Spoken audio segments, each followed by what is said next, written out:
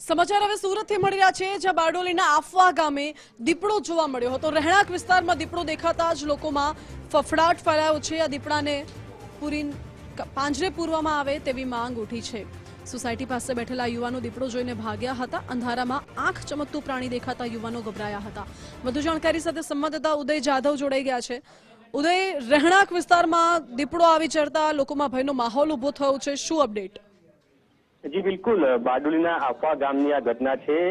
ગઈકાલે રાત્રે આફવા ગામની જે સ્નેહ મિલન સોસાયટી છે, સોસાયટીના નાકે બેઠેલા યુવાનોને દીપડો દેખાયો હતો। અંધારામાં આંખ ચમકતા યુવાનો એ દિશામાં જોતા રહ્યા હતા અને દીપડો જોતા નજીક આવી ગયો હતો। જોકે દીપડાને જોઈ યુવાનો ગભરાઈ ગયા હતા અને તેઓ ભાગ્યા હતા, સાથે દીપડો છે તે પણ ભાગ્યો હતો। મહત્વનું છે કે આ સુરત ગ્રામ્ય વિસ્તારોમાં અવારનવાર દીપડા દેખાતા હોય છે, પરંતુ હવે જે રહેણાંક વિસ્તાર છે, રહેણાંક વિસ્તારમાં પણ દીપડાઓ દેખાતા લોકોમાં ભયનો માહોલ છે જોવા મળી રહ્યો છે।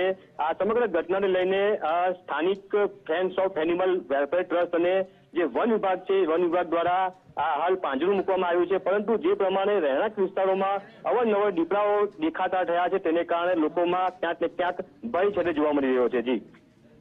જી ઉદય, આભાર આપનો।